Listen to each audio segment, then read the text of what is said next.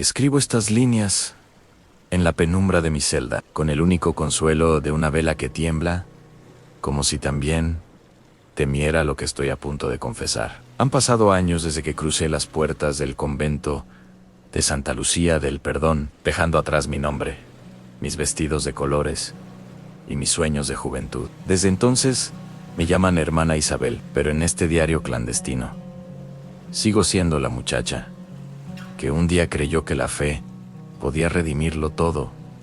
Aun cuando llegué, con apenas 17 años, mis ojos se llenaron de la solemnidad del claustro. Los muros eran altos, la piedra fría, y el aire olía a incienso y humedad.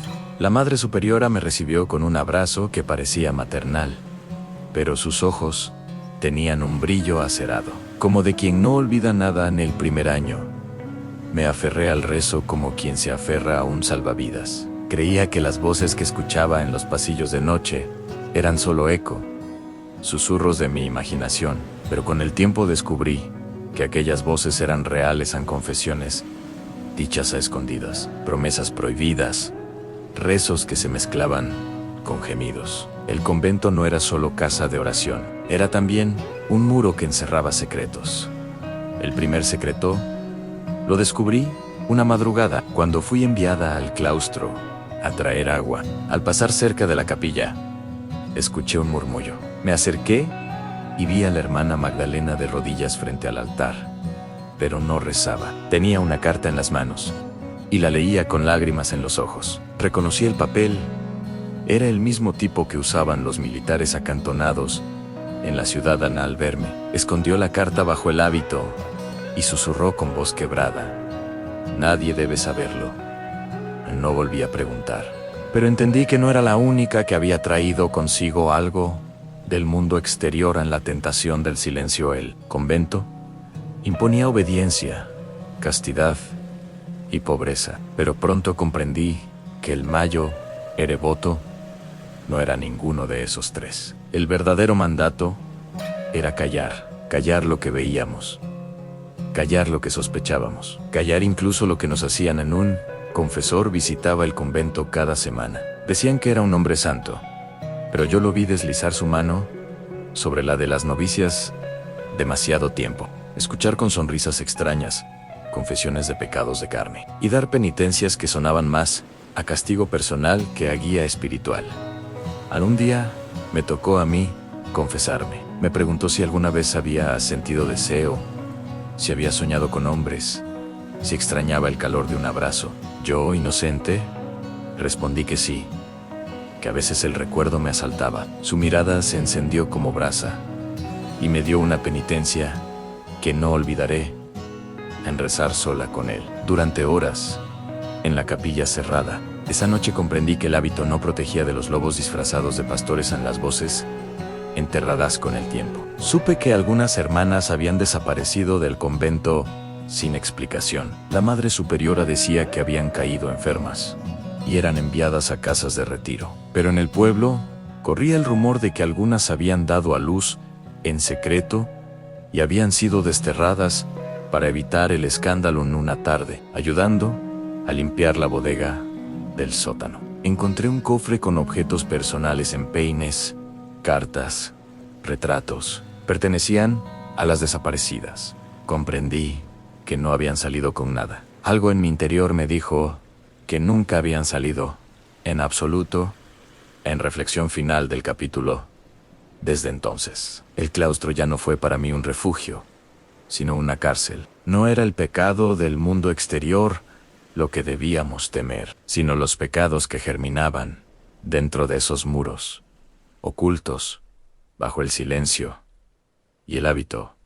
Y yo, la hermana Isabel, me convertí en cómplice involuntaria, guardando en mi memoria los secretos que cada día pesaban más. Escribo con la puerta entornada y la vela protegida por mi mano, como si el simple vaivén de la flama pudiera delatarme. He aprendido que en Santa Lucía del Perdón no se teme a la oscuridad, se teme a la luz que descubre. Desde que hallé aquel cofre con peines, cartas y retratos de las hermanas desaparecidas, el convento me habla en susurros que no puedo ignorar. Y sin embargo, el mayo R murmullo, no viene de los muros, sino de mí misma en él. El invierno llegó temprano aquel año, la humedad trepó los muros como una hiedra invisible, y la piedra sudaba un frío que se metía en los huesos. En el refectorio, las cucharas golpeaban la loza con ritmo de campana triste. El pan era más duro, la sopa más escasa, los rezos más largos. La Madre Superiora decía que el raciocinio del cuerpo curaba la intemperancia del alma. Yo, que apenas conocía los excesos, comencé a conocer la tentación, por su contrario, pan cuando falta, la caridad. El corazón busca abrigo, donde no debe en la carta. Sin remitente ocurrió a mitad de la semana, después de vísperas. Encontré en mi celda un papel doblado con cuidado. No llevaba nombre ni sello, solo una caligrafía sobria. Hermana Isabel. Hay verdades que matan cuando se callan. Si deseas saber, busque la llave detrás de la imagen de Santa Marta en la sacristía. A la hora de completas, baje al archivo en mí. Quedé mirando el papel, como si fuera una astilla encendida. Dudé de una broma cruel, de una trampa de la madre Águeda, del capricho de alguna envidiosa. Dudé de todas, menos de lo que ya intuía en la casa. Estaba llena de puertas que no debían abrirse. Y la llave que me ofrecían no era solo de hierro en esa noche. Durante completas, recé sin oírme. A la salida, tomé un desvío hacia la sacristía. La imagen de Santa Marta colgaba torcida, quizá por la humedad. Deslicé la mano detrás del marco y sentí el frío de la llave. Pequeña y antigua, pesaba menos que mi miedo. Descendí al archivo. La cerradura cedió con un gemido. Adentro, el aire estaba denso, perfumado con cera rancia y tinta vieja. Filas de legajos, libros de registro cartaus, census, listaos gidochis. Me sorprendió encontrarlo tan ordenado. En un atril, bajo un cristal, reposaba el libro de profesión y caídas. El título me atravesó en caídas. ¿Por qué consignar la caída con la misma solemnidad que el voto? Habrían fechas, nombres, notas, en latín y castellano. Junto a algunos, un signo discreto, una cruz pequeña, distinta a las del resto. Seguí el hilo de los signos hasta un nombre que me dolió leer, a Magdalena de San Clemente. A su lado, una anotación breve, con mano de obispo, Ana ausentada. Dispensa anegada. Recordé su carta militar escondida en el hábito. Sus ojos húmedos. No había huido. La habían borrado. Seguí leyendo. Aparecieron otras cruces en Teresa de la Encarnación. Traslado por salud. Beatriz de la Cruz. Silencio. Pejpetú. Cerré el libro. El archivo entero pareció hacerse más pesado. Como si de repente los papeles respiraran. Allí, escrito con formas legales y sellos piadosos, estaba lo que los rumores del pueblo no alcanzaban a concretar. Las memorias ocultas de las hermanas eran aquí inventario. Contabilidad del dolor en guardé. La llave, donde la hallé, doblé el papel anónimo y lo escondí en el forro del hábito. Al salir, me tropecé con una sombra que se apartó rápido. Distinguí la silueta del confesor en el corredor. ¿Me había visto? ¿Me esperaba? No dijo nada. Tampoco yo. Sus pasos se alejaron hacia la capilla. El mío, en cambio, se quedó clavado en el umbral de una duda. ¿Quién me había alertado y por qué? Con el frío, llegaron también las direcciones espirituales más frecuentes. El confesor, un hombre de barba recortada y voz mansa, repetía que el diablo entraba por los sentidos y que había que domarlo con obediencia. Me hizo citarme con él en la sala de visitas, un cuarto de celosías, con una mesa entre dos sillas, donde la luz entraba filtrada. Habló primero de virtudes, después de flaquezas, al final de afectos humanos, que debían encauzarse bajo su guía. Hermana Isabel, dijo, tomando el borde de la mesa con los dedos suaves. En las almas sensibles, el demonio juega a disfrazarse de compasión. Usted quiere salvar a todas, pero no le toca. A usted le toca obedecer.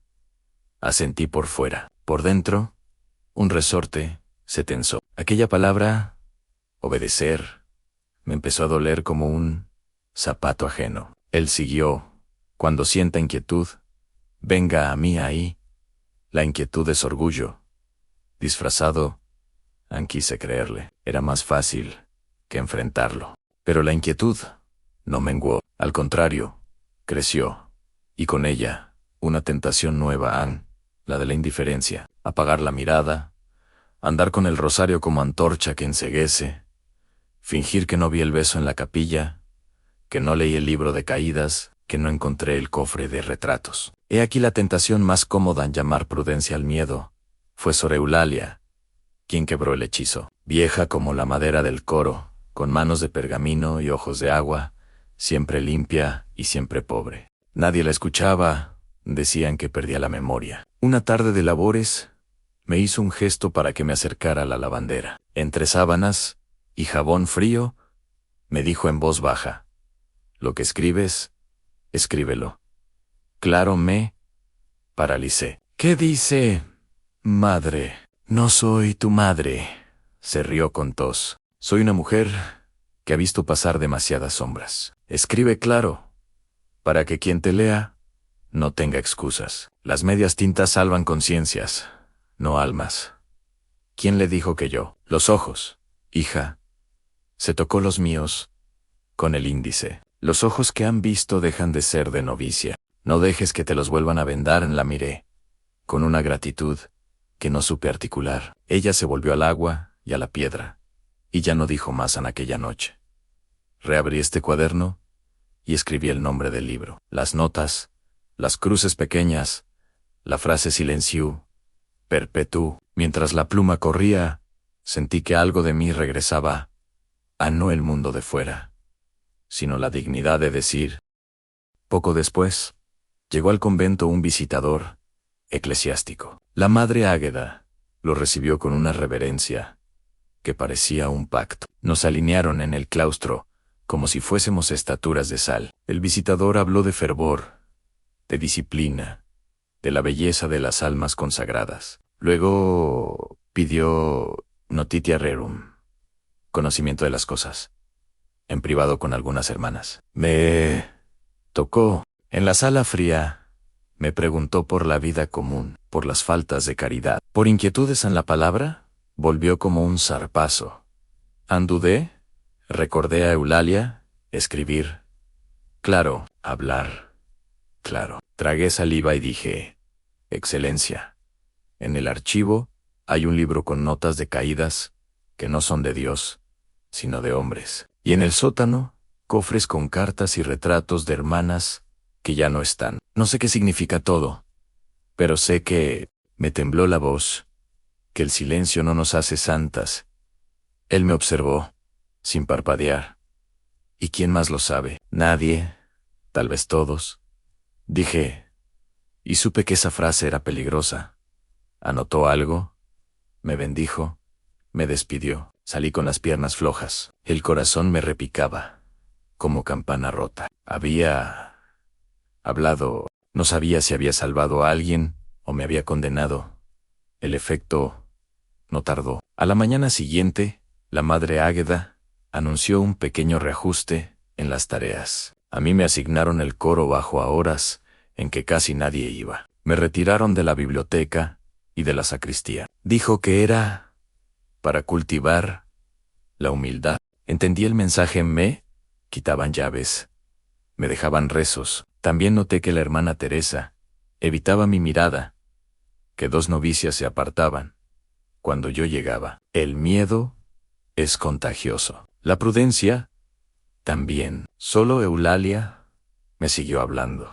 Me enseñó los cantos viejos que ya no se cantaban, los nombres de las plantas del huerto, el secreto para encender velas sin tiznar la cera. En un descanso, me susurró: cuando el techo cruje, no es el techo el que cae, es la casa entera. Que no te engañen con remiendos. ¿Y si me echan? Pregunté por primera vez lo que había evitado nombrar. Entonces, te habrán hecho un favor, pero no lo esperes. Es más útil quebrarte por dentro que echarte afuera. Me quedé pensando en la palabra quebrar, no con golpes, sino con minucias, tareas que te apartan, sermones que te encogen, penitencias que te vacían, un trabajo fino, silencioso, de demolición del alma. La tentación del perdón torcido, el confesor pidió verme. Dijo que se había enterado de mis turbaciones. Me condujo a la capilla pequeña, donde el olor a cera y a piedra húmeda anestesia el juicio. Habló suave. La verdad tiene que ser dicha con permiso, hija. Sin permiso, es soberbia. Lo que usted siente no es celo santo. Es amor propio, herido. No lo creo, alcancé a decir. Creo que es miedo de todos. Su mirada cambió un grado. No se enojó, pero entendí que había cruzado una línea. Dijo que ofreciera mortificación en rezar de rodillas sobre el suelo desnudo, dormir sin manta una semana, ayunar fuera de los días marcados. Me fui con la sensación de haber bebido agua salada. Esa noche, antes de cumplir con las penitencias, me arrodillé en mi celda y pregunté, no a él, no a la madre Águeda, no a la regla, sino a aquel a quien había venido a buscar, la obediencia que tapa la mentira. ¿Te agrada? ¿El perdón que se usa como mordaza te honra? La vela chisporroteó, como si alguna respuesta muy antigua buscara hacerse oír en el yeso. No tuve voz del cielo. Tuve, en cambio, el recuerdo nítido de las manos de los niños que alguna vez enseñé a leer antes de entrar al convento. La alegría con que decían pan por primera vez. Sentí en el pecho una verdad simple. La luz no necesita permiso para ser luz. Lo que pesa y lo que libera. He aceptado pagar un precio. Han perder llaves, perder miradas, perder nombre, pero he decidido no perder la capacidad de nombrar. Sigo escribiendo, con más cuidado y más entereza. Si un día este cuaderno ve el sol, que nadie diga que no entendió. Aquí se ama a Dios, a través de máscaras, y el hábito, cuando tapa la injusticia, se vuelve costra. No sé qué hará el visitador con mis palabras. Tal vez nada. Tal vez sellará con más cera el libro de caídas. Tal vez me llamen a corrección fraterna. Quizá un nuevo traslado por salud me borre de estos corredores. No importa. He pasado el umbral donde la tentación mayor, la de callar, me parecía virtud. Esta noche, antes de apagar la vela, pongo por escrito un propósito que me calcina. No confundiré paz con silencio, ni obediencia con miedo, ni penitencia con abuso. Si me quedo, será para abrir ventanas. Si me voy, será para que entre aire. Que conste, la tentación existe.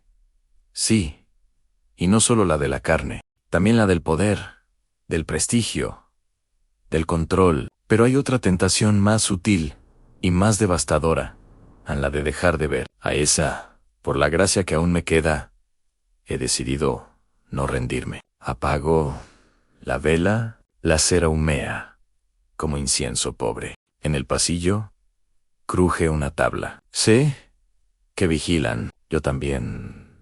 Pertamo, y, mientras los pasos se alejan, el convento respira conmigo, sabiendo que algo ha cambiado de sitio.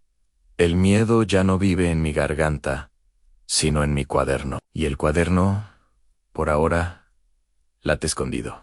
A la espera de la verdad, el invierno se fue apagando en lloviznas, que hacían llorar los muros del convento de Santa. Lucían con la primavera, vino el rumor de que habría visitas de prelados más frecuentes, el escándalo de la fuga de una hermana en otro convento cercano había puesto en alerta a la diócesis. Las monjas de Santa Lucía parecían tranquilas por fuera, pero la tensión era un hilo invisible que se tensaba con cada repique de campana. Yo seguía escribiendo en mi cuaderno, cada noche, cada vez con más conciencia de que me estaba jugando no solo la obediencia, sino quizás la vida misma. Y aunque el miedo me rondaba, también lo hacía una certeza. Ancalar me mataría de a poco. La revelación de Eulalia ser Eulalia, la anciana que me había animado a escribir, claro, se convirtió en mi único refugio. Nadie más osaba hablar conmigo. Algunas me miraban con recelo, como si temieran que mi rebeldía fuera contagiosa. Pero ella, en su vejez, parecía no tener nada que perder, hermana Isabel, me dijo una tarde. Mientras recogíamos hierbas en el huerto, tú aún eres joven. Puedes escoger tu destino. No permitas que te lo arrebaten con cadenas de rezos mal usados. ¿Y qué destino me queda, madre?, pregunté, usando ese apelativo que ella rechazaba, pero que me salía del corazón. En Eulalia me miró fijo, con ojos que parecían atravesar la piedra misma. El que elijas quedarte y seguir viendo, oírte y contar lo que has visto. Ambas cosas tienen precio. Pero lo que no puedes hacer es dejar que el hábito oculte el pecado hasta que te pudras por dentro. Sus palabras me persiguieron esa noche, rebotando en las paredes de mi celda como si fueran voces de los muertos.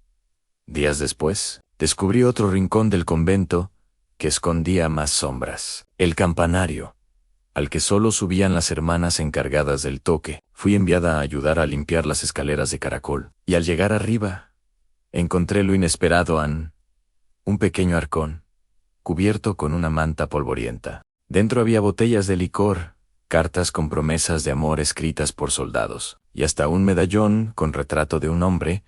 Era evidente que algunas hermanas habían usado aquel sitio como escondite de sus pasiones terrenales. El campanario, que debía ser símbolo de llamado a la oración, era también testigo de amores prohibidos. Me arrodillé junto al arcón, no para rezar, sino para enfrentarme a la verdad. Los votos eran quebrados todos los días, y el hábito servía de disfraz. El pecado vivía dentro del claustro tanto como fuera de él. El juicio de la superiorano pasó mucho para que la madre, Águeda, me llamara a su despacho. Sus manos estaban entrelazadas sobre la mesa. Sus ojos eran dos cuchillos. Hermana o Isabel, dijo con voz firme, he sabido que anda inquieta, que pregunta demasiado, que se entromete donde no debe. Me quedé en silencio. El convento es casa de silencio, no de sospechas. Continuó. El demonio se viste de curiosidad, y quien lo alimenta se condena. La miré, conteniendo el temblor de mis manos. ¿Y el pecado que se esconde bajo este hábito no es también obra del demonio? Por primera vez vi en su rostro un destello de ira. Se inclinó hacia mí. Cuidado con lo que dices, hija. Aquí, la obediencia está por encima de todo, más que tu conciencia, más que tu voluntad. Si rompes el voto de silencio, no habrá redención para ti. Sentí que sus palabras eran sentencia y advertencia a la vez. Salí con el corazón agitado, sabiendo que había cruzado un umbral sin retorno.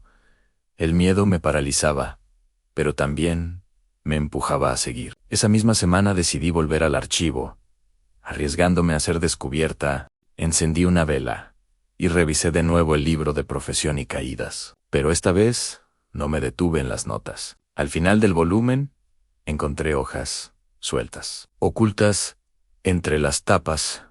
Eran confesiones escritas por varias hermanas, todas en letra distinta. Algunas hablaban de abusos sufridos a manos de confesores, otras de pasiones que no podían contener, otras de embarazos ocultos y pactos de silencio. Una de las notas decían: el hábito cubre mi cuerpo, pero no cubre mi culpa. Me obligan a callar, pero el silencio me mata. Si alguien encuentra estas palabras, que sepa que las monjas también somos carne, y que la carne también sangra. Me quedé temblando. Comprendí que no estaba sola, que muchas antes de mí habían sentido lo mismo, pero habían sido silenciadas aquella noche en mi celda. Tomé mi cuaderno y escribí con toda la fuerza que me quedaba: el hábito que llevo no me hace santa. El silencio que guardo no me hace obediente. Y el voto que juré se rompe cada día que veo la injusticia y no la nombro. Mi voto está roto, pero mi alma está más libre que nunca. Sentí que con esas palabras había quebrado el muro invisible que me mantenía encadenada. Tal vez me condenara, tal vez me expulsara, pero ya no podía seguir fingiendo.